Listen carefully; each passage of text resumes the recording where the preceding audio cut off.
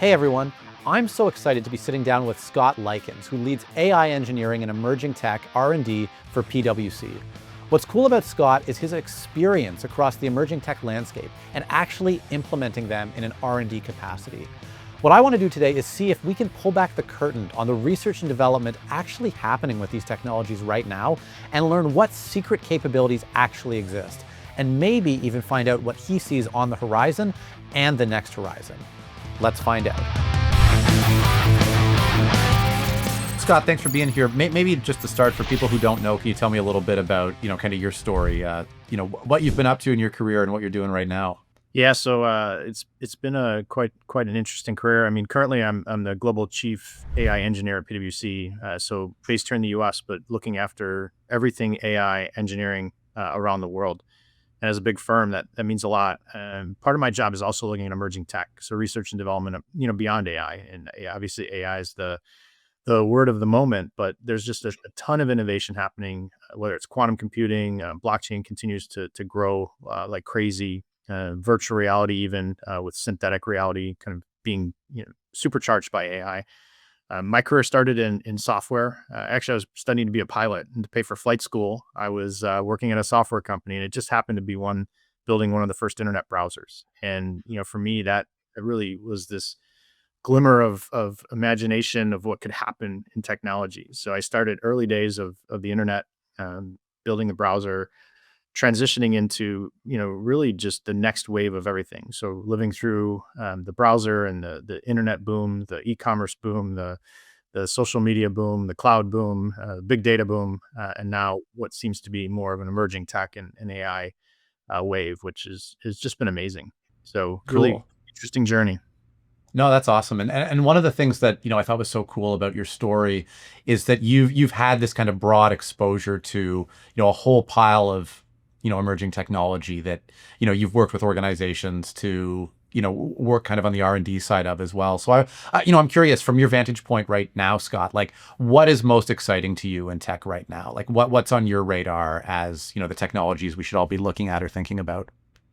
So no doubt, AI is the bulk of the conversation, and I think that finally has turned the corner in the sense of at the executive level, at the board level, really pervasively throughout an organization. Everyone understands AI is a lot more real, and think about it's 70 or 80 years of research and development, so it shouldn't have been that surprising. But I think we've been through so many cycles of promise, but not value.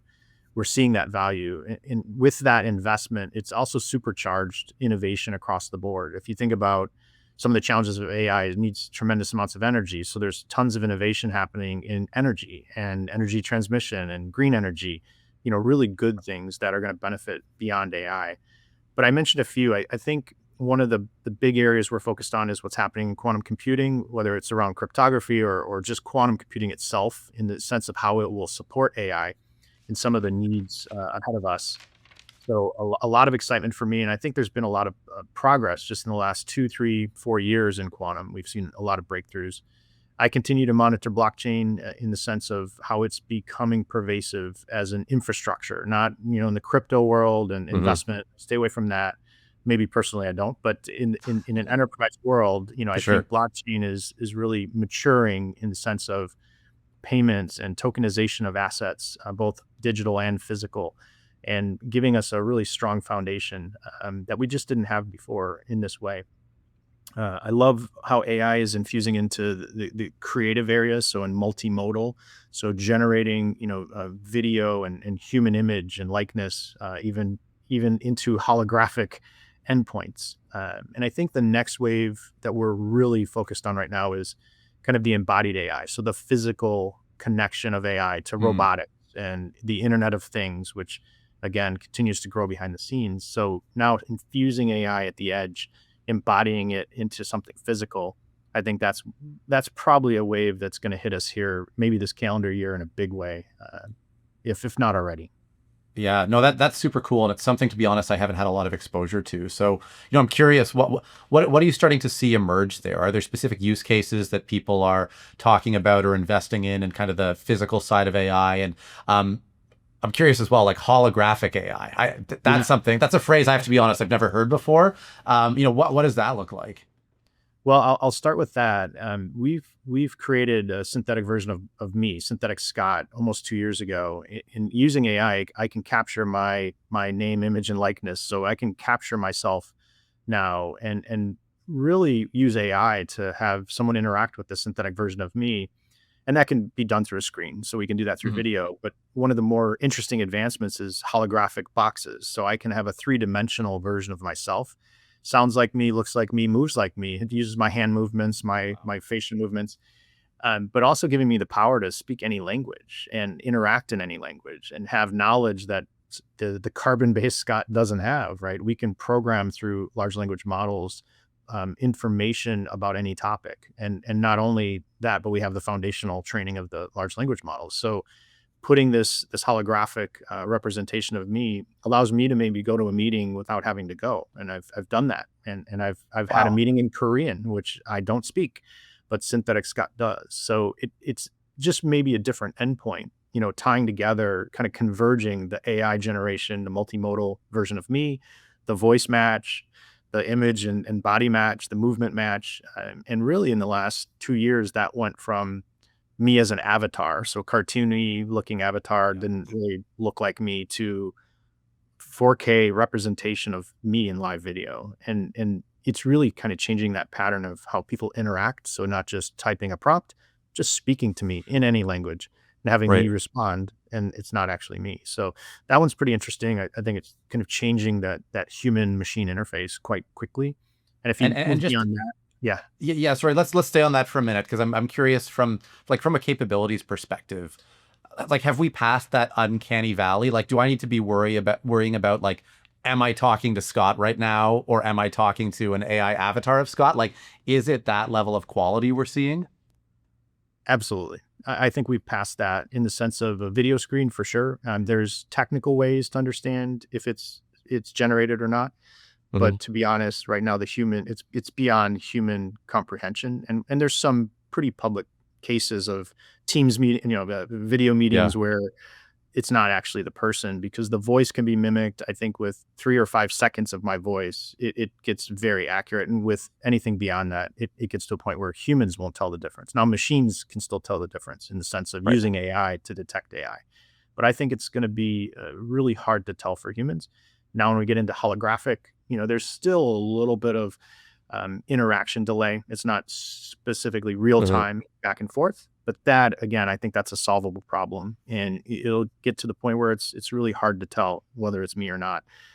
So we're looking at, can other technologies help us understand and create that trust factor, and maybe that's where blockchain comes in. We can Right. authenticate and understand, is this an approved version? And there's another layer to it, so I can capture my image and what I look like and speak like. So once I've done that, my team can have me say whatever they want. So it's not only the image, it's actually the content. So we have to actually authenticate, is the content approved, and the Right. way I deliver the content. So a pretty interesting and difficult problem to solve. Well, and that authentication piece is really interesting as well, and it seems like something we need to fast follow on, right? Because now we're in the realm of deepfakes. It sounds like, right? Like, is this an approved Scott, or is this a nefarious Scott That's who's it. trying to get me to sign over $1 million for God knows what? That's right. And this has come up obviously in Hollywood and IP protections around image and likeness. So there's a lot of people thinking about how to not only secure it, but then is there a commercial model around it? Because now I can get out to more places than I could physically, right? I don't have to Right. fly. I can save travel and carbon. There's opportunities with it if it's done responsibly. So that's really where our focus has been, is that responsible use of the technology. Right. And responsible is a word that comes up in a lot of the that comes up in a lot of the the presentations that you've been giving. And I'm curious, like, what's your worry level with some of these technologies versus excitement levels? Because we talk about nefarious uses, but even you mentioned Hollywood, you mentioned IP as well. How concerned do we need to be that are we empowering people here, or are we potentially robbing people of their agency in some capacity? I'm probably the ultimate optimist. So I think I'm excited in general. I think there's a lot that we can do now to put the guardrails in place. And I've said this before with the boom of Gen AI. It's the first time I've seen the word responsible or trust built in early in the conversation versus let's figure that Mm, out later. So I do right. think I'm hopeful. A lot of people have taken responsible AI as a fundamental pillar to everything they're building. There's definitely a worry that nefarious people will use this technology in a bad way, but I think we've seen that throughout the decades of every technology, and it's always been a kind of a constant battle. So as long as we're all aligned in the beginning that we have to do this responsibly, we're implementing those things because they're the right things to do. I think we're in a better place than we typically are. But there is a lot of work to do. There's unsolved problems in the sense of how fast the technology is moving and how fast can we make sure Mhm. it's done responsibly. There's a lot of intellectual property rights questions out there that haven't been answered either by regulation or by legal court cases. We've seen some, but there's still a lot of gray area. So not solved, but I'm hopeful that people want to do it the right way and that we've all started thinking about that in the beginning, which is a different pattern than other technologies. I said it in the early days of the internet, we weren't thinking about securing it. We were thinking about growing Right. it, connecting it. And if you think about the e-commerce boom, really the pivot point to that was kind of this escrow version. If I'm going to buy something, someone's going to escrow my money until I get the Mm, product because I didn't trust it, right? And that was an add-on. And then we started to build in more controls and securities. So now e-commerce everyone trusts, but in the early days, no one did, right? You didn't know if you're going to get your product. So I do think AI's generative AI wave has been different, but still a lot of hard problems to solve. yeah. Yeah. And it's one of these things where, my sense is, and I'm curious if you're seeing the same thing, Scott, like people are struggling more and more to keep up with like today's Gen AI technology, let Yes. alone like what's happening literally every week that comes out. And so it's exciting. And I'm really glad to hear you say that like responsibility is starting to be baked in. And I love that optimism, right? Because it's fair. You're right. That hasn't always been the case. So, that is a nice kind of glasses half full approach. Yeah, I think the pace is the problem right now, and there's a great author, Rachel Botsman, said speed can be the enemy of trust. As things move faster, it's hard to trust them because the ground is moving underneath us. And AI for the last 3 years has been exactly that. It is moving faster. There's more innovation happening than I've seen really in my career, which is a long time. So it's exhausting to keep up, but there's also this excitement around this innovation and the invention that's happening. And in general, we're going the right way. You see Yeah. people, thinking about the mission and ethics of things. And there's obviously some examples where they're not, but in general, like the whole industry, the whole set of innovation is really trying to be accretive to what we're doing in business, in society, for ourselves personally. And I think if we stay focused, we stay in alignment. We need some regulation and guidance and guardrails, but in general, the technology, it even though it's moving fast, I think its trajectory is good and it's positive, and we're seeing benefits across the board. Right. So you talk about speed and how fast this is all moving and generally moving in the right direction. I wanted to throw at you a quote that I got, I think from a colleague of yours, um, Dan Priest, something like that. But he had said, I know speed him. is more important, scale is less important, innovation is the most important. Can you kind of, unpack that and what it means for people who are, participating in this race? Yeah, I think it's trying to call up this pattern is different than we've seen. Again, if we proxy back to the internet or e-commerce or social media, the cloud, big data, they follow these similar patterns where there was some innovation, but then it was all about scaling it to get to be the Hmm. biggest and to own everything. And we saw that, of course, with the social media, all kind of conglomerating into central apps. With AI, the innovation keeps you ahead, and that's hard sometimes for big enterprises. Innovation is something they say they invest in, but it's really not the core of the business strategy. And I think because this new generation of AI really does affect every aspect of an organization, you have to stay maybe not at the edge of innovation, but you have to keep up with it. So that's where speed means how fast we can change our organization, our workforce. How can we skill our people at a very different rate? If we give them a tool today, it could be different in 1 week or 2 weeks. And that's just not a kind of a motion that most organizations understand. So we think that the innovation that gives you that roadmap, that view of what's coming next. And again, you don't have to do every single thing, but you have to understand the trajectory it's moving in, especially with generative AI. There's been really amazing inventions that can be infused right back into the organization, and that's where speed matters. And we're a big organization, 150 or so countries, 230 or 375,000 people. That's a hard, workforce to change overnight. But for us, we saw the benefits. So moving fast with our people, giving them access to that new innovative technology. And then we got the scale. So it's kind of that pivot around scale will happen. Right. Versus you back into the scale versus front loaded.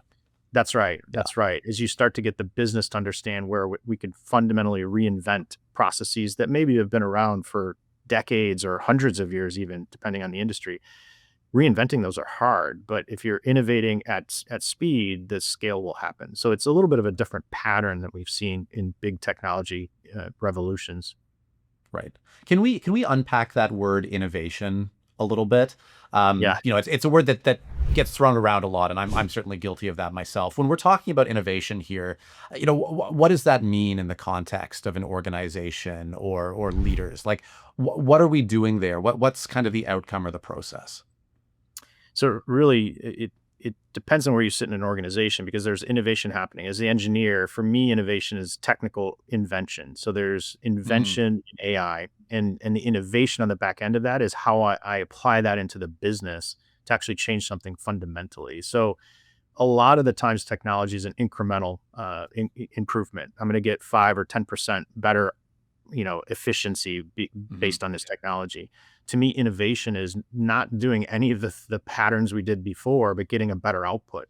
And that's where we really work with our clients to say the innovation in a process is reinventing it. If you did 10 steps yesterday, doing those faster is not innovation. Do 2 steps today with AI filling in the gaps and getting a better output. That's innovation. So there's business model reinvention, which could be innovation. There's technical invention, which could drive innovation. So it's really a combination of how we apply that into a business. That's where we see the benefit and the results. To me, that's the big I innovation. Right. Small I innovation is more invention. There's pieces we're inventing that didn't exist, or we're using inventions out in the market in open source or with our partners. The innovation happens when we're changing something fundamental to the business. We're getting to market differently. We're creating products differently, fundamentally. And you see the business impact happens then. Got it. And I understand, Scott, in your role, you mentioned engineering. This is sort of what your team lives and breathes, right? You guys are, I don't know if I'm allowed to call it a lab, but you've got kind of your innovation, emerging technologies kind of engineering group. Can you give me a little bit of a peek behind the curtain? Like what does that look like in your world? And what are some of the things you're working on either internally or with other organizations? Sure. If I think about the process we take, we think in horizons. So Horizon 1 is taking some emerging technology and applying it into the world with ourselves or our clients that we could make an impact today.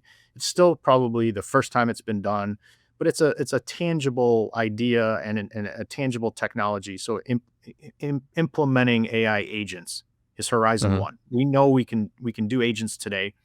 We can have multi-agent build outs. Those agents can work together. They can supply some opportunity to a business process or efficiencies within the business, et cetera. Horizon 2 is trying to understand what's happening in universities or in research labs or our own lab, building something that probably isn't finalized. And that's where I'd say some of the quantum work we're doing is in Horizon 2. We know that we can start to do AI optimization better with quantum. Now it's still early because there's not a scaled quantum platform. There's some options, but at the enterprise level, it's still not ready. So that's Horizon 2. Horizon 3 is looking further out, and that's maybe an area we're looking at what's happening in space technology and communications and things that may not apply to the enterprise in the next year or two, but we know that that's going to spawn invention and innovation that we can use. So trying to understand how to apply maybe what seems irrelevant making it more relevant to enterprise business. So we think in those patterns. And then within my team, we have deep research and development done in different areas. A lot of the times it is skill based. So if we're in quantum computing, you have to have quantum Mhm. understanding. There's specific skills and math that you have to understand. If we're talking about satellites, that's a different skill. That's, how do we actually build a physical satellite and sensors? So we start to kind of pattern the skills with the horizons, and in the art and magic of it is how do you Yeah. then bring that into an enterprise relevancy? So where would this help an enterprise, a big insurance company or a retailer or an oil and gas company? So we have to have that sector lens. So we have a many to many funnel in the sense of what we do in our work. We work very agile, so we have very small pods of people focused on delivering in a week or 2 weeks, not long, drawn out research projects, because we have to understand if there's going to be value there, and we want to then go scale that. The other aspect is we kind of have these incubators. So once we get to a point where we see there's some value, we've tested it with a client or two, we want to incubate that into a business that we could bring out and scale to many more clients. That then takes, traditional skills, the change management and the program management, the skills that would mean we could take this to a lot of clients and help them find value with this new idea. And that's the hardest part. You're selling Yeah. something that didn't exist before. And, I Right. think about going back to blockchain, it was probably 2 years of experimentation and working with clients on ideas that really didn't exist in the market, and now it's exploded. And there's timing of that with the administration change in the U.S. and what's happening with the price of crypto. Like there's a lot of reasons now is the time, but now it's Mhm. exploding, and we're seeing Right. a lot of interest, and that's where that incubator just starts to scale. Right. Well, and I expect in your world too, Scott, like the hit rate at this stage of the game just cannot be 100%, right? Like it's No, always going to be fractional. There's going to be wins and losses, and that's kind of a built-in model of what you're doing. well, it's interesting. What we find is when things don't hit, it's likely because they're just ahead of their time. And I look back Mm, and we pull things off the shelf from 4 years ago that was just pure research, and now is ready because there was mm, maybe some dependencies in the data we needed, or the compute we needed, or the physical hardware we needed. But now is the time. So it's right. it's almost like we look at our backlog from previous years and say, oh wow, this one, let's pull it back out. It's ready. So we don't throw anything away because we've learned something from it. But sometimes it's timing. Is the market ready? Right. Are there any of those that you've pulled off the shelf in the past, 12 months or so that, you know, like any technologies whose time has finally come or is coming? One that comes to mind is digital twins, which is a concept that had been around for a long Yep. time, but they were always really bespoke Hmm. and one off. And now with generative AI helping us interface into digital twins with the amount of data we have coming from IoT devices, so the data now is there from the physical world. Like digital twins now is one of those that we've researched systems dynamics models for a decade, and now you're seeing real value, in enterprise usage of those. So that's one. A lot of the AI work had been done in the research phase, and maybe that was a Horizon 3, and now it's Hmm. really accelerated. Cool. The digital twin piece, you were kind of now backing into it from the other side, but we were talking earlier about these kind of physical manifestations of Yes. AI. Can we come back to that conversation for a little bit? What are we starting to see there emerge in terms of capabilities and maybe also as use cases? So the one I love is bipedal robots. So robots that stand and walk like humans, and you've seen an explosion of bipedal robots in the last 2 or 3 years. And in 10 years ago, there was some very well known labs that were building one, and you Yeah. could see some videos. But now there's an explosion, and part of that is the generative AI interface, the natural interface in the sense of how humans interact with them, so we can speak in natural language, but also action, voice to action. They're able to now use generative AI to have those robots learn, and you're seeing an explosion of intelligent moving robots that applies Right. into the drone space, which in the U.S. at least had really softened over the last 5 years. We didn't hear a lot about drones. There was regulatory and licensing issues, but now indoor drones, land-based drones, those kind of, to me, are all the same thing. We're embodying AI. We're using the power of both generative and good old AI together in a physical instance. And that's where it becomes a lot more real. We can fundamentally change manufacturing and warehousing and logistics. Self-driving cars are embodied AI. They have AI happening all throughout them. You're starting to see a lot in the defense tech world. So not an area that we do a ton of work in, but just the amount of invention happening there. So from a drones perspective, both in water, on land, and in air. So Right. that is all on the backs of this AI explosion and generative AI, and just the reasoning and thinking that these models can do has really advanced what's happening in embodied AI. And then at a more micro level, the IoT world having edge AI embedded. So not just a sensor that's kind of dumb, just sends a reading. Now that sensor can be much more intelligent and actually make decisions or take action. So now we can instrument the world in a different way. Smart cities and smart districts, of course, smart cars, they're not only generating data, but they're actually taking action. And that's because of AI. And we call it convergence, the convergence of AI and robotics and IoT and maybe blockchain to authenticate or make payments as things are happening. So that's where the real value comes in, is when we converge these technologies. Right. And are you starting to see some of those convergences in your, like, at that Horizon 1 level in your lab? Is that still Horizon 2? No, absolutely. I'd say the first wave for us was in the IoT world, where we're seeing the ability to have much more intelligent sensors, which then create better data or take action, which then we could build into an optimization of energy, of water, of people. They've Yeah. absolutely been rolling that out. The bipedal robots, still probably Horizon 2. There's experiments. Those still seem to be a little bit out, maybe a year or two for Mhm. scale, but there's some individual use cases you're seeing.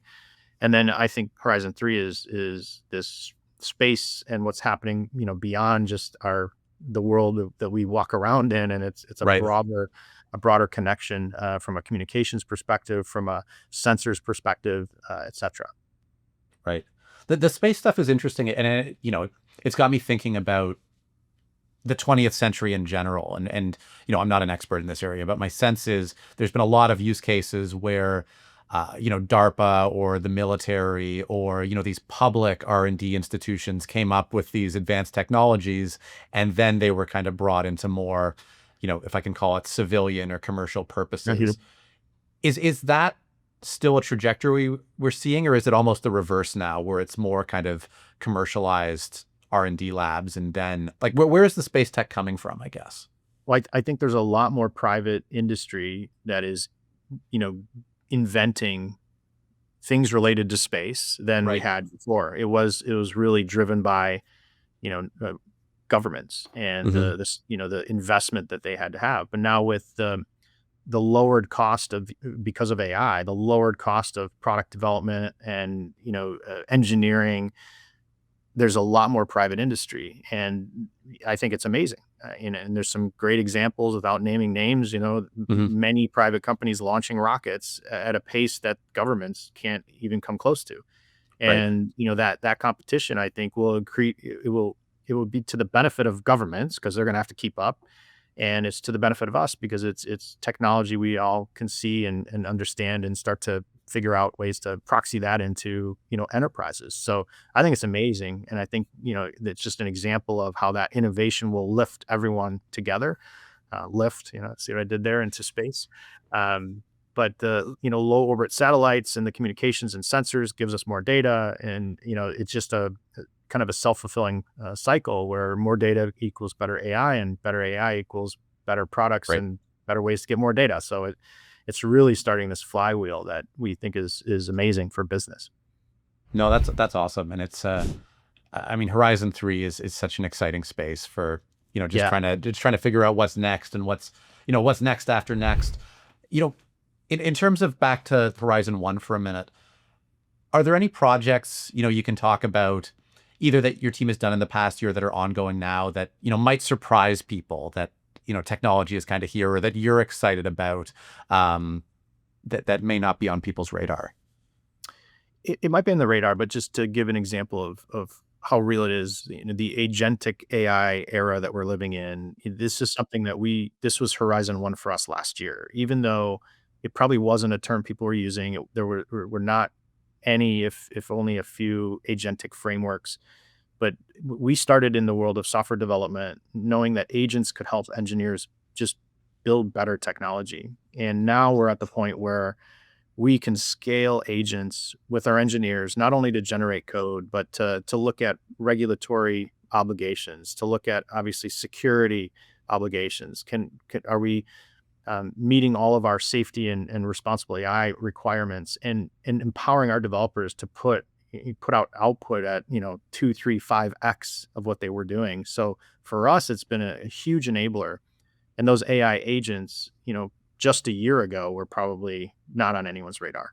And now we're infusing them into everything we do, and thinking about fundamentally transforming legacy technology migration. Looking at old mainframe software and languages nobody knows, being able to use AI and agents to unravel something that's 40 or 50 years old and has been running perfectly, Mhm. modernize it, and maybe not have to have humans recode that, right? Have the agents do that for us in a way that we trust it, that we have a comfort on the output. So that's one that was, yeah, last year, probably Horizon 2, and suddenly, boom, it's here, it's at Yeah. scale. We're doing this across many other functional areas beyond software development, thinking about, customer service and finance and operations and human capital, and starting to really scale that out. We launched something called Agent OS, which is our ability to work across all the agent frameworks in any cloud, in a much simpler way, so that agents can work autonomously together. That's rapidly happened. And I just think that's an example of how fast these horizons could move Yeah. when the innovation is understood and scaled. And that's happening throughout almost every sector and every function. And I've got to compliment you for a second on the branding of Agent OS, because that's Yeah. beautiful, I didn't beautiful branding. And right away you're like, oh, I get it. That's cool. Why doesn't Yeah. that exist? How how ready for prime time is that right now? Is this something that people are already implementing? And the legacy modernization piece, I don't know. Like, to me, it's quite interesting because it's such a gnarly, wicked problem. Maybe some other people think it's boring, but are we starting to see people actually implement this, or is it still talk right now? No, so first, the Agent OS is ready at scale, where we take a kind of an approach that if we can drink our own champagne, use it ourselves, we're a Mm, very complex organization. This is something we had to build out of necessity. To your point, it didn't exist. So thinking right. about how agents across frameworks can speak in a standard way, share memory, all these things that didn't exist. We built that, but we rolled it out internally. We've been on this journey over the last 18 months for our own AI chassis. Again, 100 countries, at scale, has to be safe, secure, protected, confidential data, et cetera, et cetera. So once we get through that pattern, then it's ready for our clients. And that is the point we're at. We're working with many clients. This is something that we can bring in, accelerate in a week or two, have agents up and running, and start to see business value. So that's ready. Legacy modernization, obviously is a huge area of cost for clients, Mhm. especially industries that have been running on mainframes for a long time, or maybe they even transition off that. About a year, maybe a year and a half ago, I said, I could see a world where we don't even have to move the system. With a world of agents, could we keep the system isolated? And if I think about specific like life insurance, where that policy runs for 30, 40 Yeah. years and has to, you have to trail those off. Could we just isolate it? Have an agent that's intelligent enough to speak to the old system and the new system? Could we build a new system and not move the old system? Do we actually have to modernize it? And I think we're starting to see people look at different approaches. One is, we're seeing right now on the legacy modernization, can we use AI to actually unravel what's there? You're not going to Mm, find the original coders. It's maybe in a language, of course, yeah. COBOL, but maybe in assembly. Like, there's languages that are really tough to find experts. Well, AI can help us unravel that and create, the new version of that. Maybe not even in code. Maybe it just gives us the agile stories, and then from there we go code it. But if we could do that in a day or two or a week, that's a huge difference from the old approach. So we're definitely seeing that. Let's go after those legacy systems. Can we extract what's there using AI and then build it new. That's one approach. I think another approach is, can we leave it and can we create an agent that's intelligent enough to interact with the old system and the new system and bridge that? And I think we'll start to see some of those patterns. That's not at scale, but that's one of my hypotheses Mhm. around where agents can really play a strong role. No, it's super super exciting, and I'm sure, as you know, like a lot of these legacy mainframe systems, like they're limiting the pace of innovation for We are. organizations, right? That's It right. limits the speed of effectiveness. It impacts what they can do. And so for organizations who want to go down this road, and maybe more broadly, organizations that are looking to implement agentic AI across their organization, what's the role you see corporate IT playing here? Do they need to be leading this? Is this happening around them? Is it replacing them? Like, how do they fit into the puzzle? Well, of course, we'd love to help those clients, but I think part of the challenge is corporate IT has to do this upskilling that, of course, we've lived through.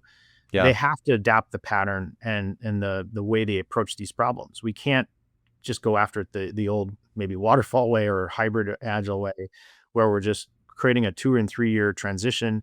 I think they have to change that mindset and build those new muscles around how these tools can help accelerate that. We have a tool called Code Intelligence that'll go in there and extract all of the way the code works and generate, the new stories. It'll generate all the documentation, create a little website. That's something that the corporate IT has to kind of change the mindset. And some of that is the building those muscles around what Gen AI can do, what it can't do. It doesn't do everything, where it can play a role and be more efficient and helping their team actually have much more output. right, So I think that's the transition. It's more of this human problem. The right, technology is available. There's vendors like us that'll help you, but you have to change the mindset. I think it also affects budgeting and strategic planning. If I see a 5 year plan on technology, I just shake my head and say, how do you know what's happening in 5 years with, the pace of change today? Not that you shouldn't have a kind of a target vision, but the reality of technology is going to be very different every year versus maybe every 5 years before. So I think corporate IT has to adjust that pace that they're working at, and the way they bucket these activities and just change the skill set as they go along. So when you look at the IT organization of the future, you don't see it being, replaced or displaced. You see a different skill set than we have today. I think, yeah, I see it adapting. I'm already seeing a little bit of a change in the traditional organizational models in the sense of moving to much more, you call it whatever you want, but pod structures of multidisciplinary uh, technology and business together. So I think the org model changes a little bit, and the skills have to change because you have to take advantage of AI, of course. But no, the role is there, and that's, we've been studying jobs. We'll publish our second version of the AI jobs barometer here, I think in May, and what it shows is that it's not taking jobs away, it's changing the tasks in those jobs. And it's changing them Mhm. faster than we thought, but the jobs are there. They're just different. And the people that are adapting and using AI, they're actually making more money. So there's a good story there. And it's creating new jobs, of course. And, it's been accretive. So we haven't seen this drop off. There's some jobs that have gone away, but in general, it's just what those job titles do versus the job title going away. So I see that throughout IT and other areas of the business. So to put a little bit of a spin on that, and I'm curious, first of all, if you'll agree with this or not, but what I'm hearing and what I'm seeing firsthand is that I mentioned this earlier. We have these capabilities now that seem to be in many ways far outpacing organizational abilities to adopt them. And I mean, I just to say it bluntly, it seems like organizations are just not going fast enough to be able to I embrace agree these with that. technologies. And so, I mean, I wanted to ask you, like, what's going wrong out there, and what do organizations need to be doing differently, or what do they need to be like? What's the mindset piece? What do they need to be doing? What do they need to be thinking about, to better get ahead here? I agree 100%. I struggle even with my own teams. I want to go faster, and it's a Yeah. really a human problem. I say biology doesn't move as fast as technology. We have to. It's a cultural change in an organization, and each org is different. There has to be strong leadership from the top about the pace, and that means you're breaking the budget cycles, you're breaking the planning cycles, you're breaking strategic, organizational cycles. That has to come from the top. But I'll tell you, over the last 2 years, I've been in front of more board of directors and more C level across the board about this topic. So I think that's been solved. And I think at the lower levels and people coming in out of college, they're using AI. It's kind of this middle level that Yeah. they look at it as a threat. And I think that's just the wrong way to look at it. If you lean in, you say, this now gives me a superpower, no matter what I'm doing.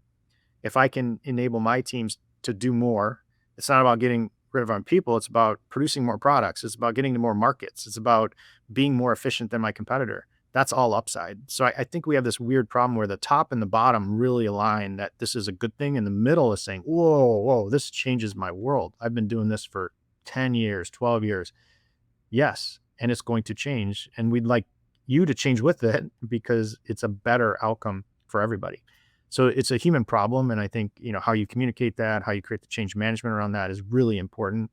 And I do feel like it's a little slow. And we've seen some of our clients really just over the last year change and go fast. Ironically, a lot in the regulated industries, because I think they see so much opportunity and they've been really doubling down on the investment. But a lot of it's about workforce training and the communications around it, that this is a good thing in general for everybody, and giving them the tools and skills. Now that the challenge is the training changes all the time. It's like, how many tools do you have? And as we roll out our own tools, we struggle with, how do we communicate this? It changed again. I just got to say, we got to tell them that that's the new world. It's going to change every month. It's not something one and done. These tools are going to get better as the AI gets better, and you got to be curious and you've got to lean in and you got to have that passion to change with it. But it's a tough problem. You said something there that caught my attention, which is, you alluded to, we give them the tools. To what degree are you recommending that this is kind of centralized and it's, here's the tools? Like, I don't know, the image that came to mind was still like, and obviously this is very old fashioned, but Moses coming down from the mountain with like the tablets, like, Here you but go. AI, versus, it being kind of grassroots, people-led, employees at the bottom saying, these are the tools we found, this is what's enabling us. Is it one? Is it both? It is a bit of both, but I think in the world of Gen AI specifically, we have a unique opportunity. At the end of the day, one foundational model, whichever one you use, can serve the whole organization. So we have a point of entry to that technology versus the previous world of technology. We had a lot of options. There was a lot of competition, and anyone could install and use it in however they wanted within their business unit, machine learning, et cetera. Now we have one way that we have to make sure it's done responsibly, it's secure, it's private. Yeah. So we can't let people use public tools because that means data could leak and it's hard to understand. So there's some business strategy around, we wanted to provide the best tools, and we did. We've provided cutting edge tools at pace, but we didn't want to have 100 tools because then it's impossible to manage the risk. So it is somewhat of a centralized enablement, but that tool is so flexible that it's not constraining. It can help a tax accountant. It can help a consulting strategy person. It can help someone doing an audit in our business. Really, that same tool is so generally intelligent that there's no constraints. But to us, it was, minimizing the risk, giving them enough innovation, and the bottoms up is about how I use it, not about which tool is better. If I'm this language model or this language model, don't worry about that. How are you going to change what you do every day? That's where we want the innovation. So we open that up. If you want to build something custom using the standard architecture, go crazy and let's share that with your colleagues. So we want that innovation around how to use it, but not necessarily this tool versus that tool. That's what my team can do. And we'll evaluate them in a very deep way against not only our business rules, but the innovation. And we feel like we've kept a good balance there. There's other strategies, but I do think you have to have some controls on it. So you provide the sandbox, but they can build whatever they want. That's exactly right. That's exactly right. Yeah. Yeah. I love that. I imagine there is a tension there, though, for your organization or for others, where if you're not there fast enough, it's the same shadow IT problem now, a shadow AI problem. If you're not there fast enough, you're kind of racing them as they come up with new use cases. And I don't know, maybe that's a good thing or maybe it's a bad thing, but at least it's a challenge. Yeah. No, it has pushed us to be very fast. When new models are released, we have them same day or next day. Because if we wait 4 or 6 weeks, then we do get frustration. We do get people trying to find a way around it. So I think it's made us better and increased our pace of delivery to give them the best thing to then go innovate on. But Yeah. you got to be in the sandbox. We've got to protect our own, internal IP. We got to protect our clients' data. We cannot take any shortcuts there. So while I want to go fast, I can't take any risk in certain areas of our business. It's just non-negotiable. So it is a bit of a tension, but I think we still get great, ground level innovation within the boundaries, the guardrails. It's not a Mhm. controlled environment. It's just guardrails. Like stay within these, do whatever you want, and work with us to scale it. Got it. There's another word I wanted to unpack here, and this comes up all the time, by the way, which is tools, right? The tools we're talking about. Scott, you mentioned kind of broad general applicability. Are we talking about enterprise versions of things like Copilot, GPT? Are we talking about, more industry and sector specific tools, or maybe even, business function specific tools? What tools do you consider to be, part of your toolkit here? So I'd say last year was mostly about those enterprise enablement. We've created Chat PwC, which is our custom private version. It has access to OpenAI models, to Gemini models, to Claude models, if you're the right kind of level, Llama models and other open source models. Mm. So for us, that was you have Copilot in Microsoft, of course, and other tools where that's to me a general use. It's you're using it on a document or a meeting. Chat PwC was something we built to be general PwC use. We're embedding our data, our processes. We're building agents that do things specific to what we do as PwC, no matter where you're at in the business. That was valuable. And then you had these enterprise versions, which were secure, but they were still general. They don't have your data necessarily. So this year, it's moving much more into the world of agents, which is where you get more domain specific. And there's probably some areas of fine tuning or small models in certain domains, but in general, it's more agent specific to a domain or a function within an industry. So there's very interesting data in this area. We want to create an agent that knows everything about that data. It's not more generally usable, but it's going to be very precise. So we are starting to see, and we're building dozens of those now, to say this would be used in this specific instance, and it's going to be very good, and we'll continue to Oof. make it better. So don't use a general model, use a specific agent that is using a general model behind the scenes, but in a different way, so that we get the precision we need within areas of our business. And then tools, to your point, is a very broad term. In the world of agents, tools means something. I'm calling a tool, which is an API to go do something, versus a large language Mm. model, which is doing the planning and reasoning around calling tools, which in effect are APIs to a piece of software or code or another model. So it's an interesting term right now because of the way people are using it. Got it. So, to zoom out just a little bit, as you talk to leaders who want to implement, whether it's, agentic AI or any of these kind of Horizon One technologies, what's kind of your best advice for, what they should be thinking about or what they should be doing to, break the cycle of slow and actually get to success?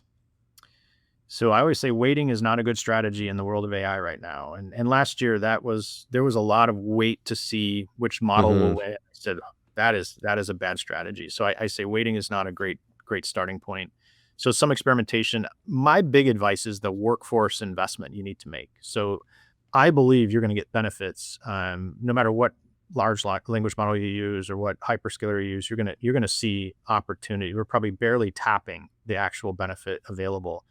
It's all about the investment in that workforce. What are the skills you need? I personally have changed the team to be AI engineers. It's a combination of data science and engineering, which typically we would have in different groups. Now I want everyone to have some data science and some full stack development because everything we're doing is kind of a combination.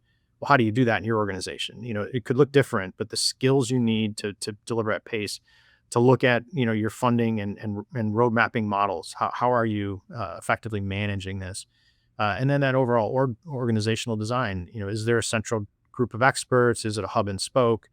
A couple different models depending on the organization, but you have to start looking at that workforce transformation to enable the upside. Otherwise, you're just going to get individual efficiencies here and there. They're hard to capture. You're not going to see the big return on Yep. investment.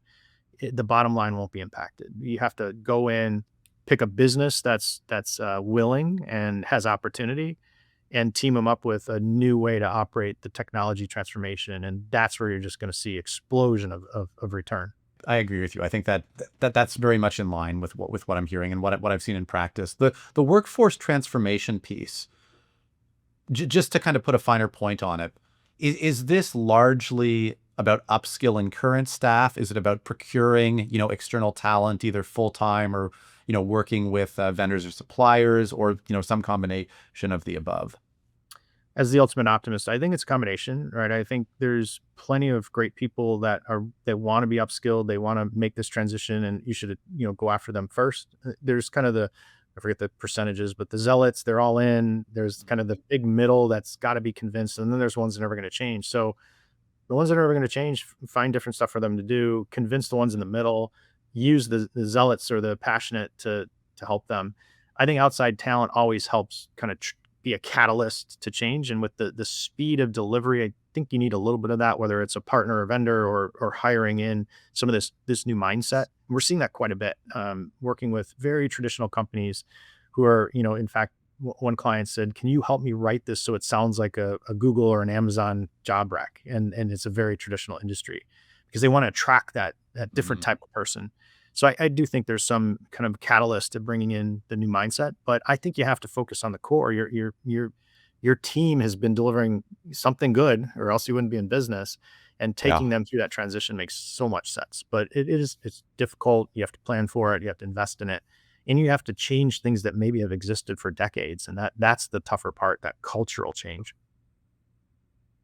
Cool. That's yeah, it's it always comes back to the human piece, right? As much as we talk about the technology to get it to work, Absolutely. it's the people, the people, the people. Um, Scott, I wanted to ask you a completely different question, and you may find this one a little bit challenging given your kind of moniker as ultimate optimist. But I'm curious, in your mind, what technologies are overhyped right now? And when I say overhyped, in your language, that may mean what are probably closer to Horizon 3s or, Deep Horizon 2s that are being marketed right now as kind of, the next big thing. Ironically, AI agents, I think, are overhyped. Most, to be blunt, and I'm not going to call out any specifics, but I think people are falling in the trap of creating agents like we did RPA, where they're creating agents in a brittle way that is just a step by step workflow. And the true power of agents is autonomy and action. And I think that's the ways off. That's challenging to trust an AI to be autonomous and take action. So are you going to let purely AI commit that transaction to close that piece of business? I think we're a ways off from that. And people are selling it as agents are the answer to everything. And I don't think they are right now. So I think that's one. I don't know. I don't know if any other are necessarily oversold at this point, because we've seen the quantifiable. A lot of the AI stuff I think is pretty quantifiable. Some would say quantum's overhyped currently, but I don't know. I see the trend line on that is very different. So people used to think it's 20 years away, and now some would say it's 2, and it's somewhere in the middle of there. But I don't think that's necessarily overhyped, but maybe understood, misunderstood, in the Right. sense of how to get there. Different, very, very different approaches. Right. Do you have a prediction for, Q day, or when we get to, Aha, the the need for ultimate post question. quantum cryptography? I don't. I think it's closer than people think. Mm, Depending on what you mean by Q day, I think the one we're really tracking aggressively is the post quantum cryptography, uh, yeah. post PQC, in the sense of when quantum could be a real threat to encryption. And I think that was probably a 2035 date for many people, and I think that's moved in. I think more and more people are starting to say that has moved in, and maybe not necessarily just because of the Q day is there, but maybe quantum approaches to optimization could cause a new attack vector for cryptography. And we're starting to see some trend lines there. Could quantum inference help AI inferencing, which could maybe create another attack? So maybe there's different attack vectors for cryptography that could move that post-quantum cryptography day in. So we're tracking that quite aggressively. Yeah. So if I understand it, there's just some convergences happening here that we can't quite parse out what the impact is going to be, but it feels like they're starting to come together in a big way and take off. When it's hard because there's much more nation state investment in quantum, and we're not going to ever really know what nation states are doing. They're not going to share that. So it's hard to judge based on just university and enterprise research. I really appreciate it. This has been this has been an awesome conversation. I feel like we covered a ton of ground, a lot of really interesting stuff, and it's nice to hear kind of, what you guys are doing, in your own group and with your customers. You've got a really unique viewpoint on it.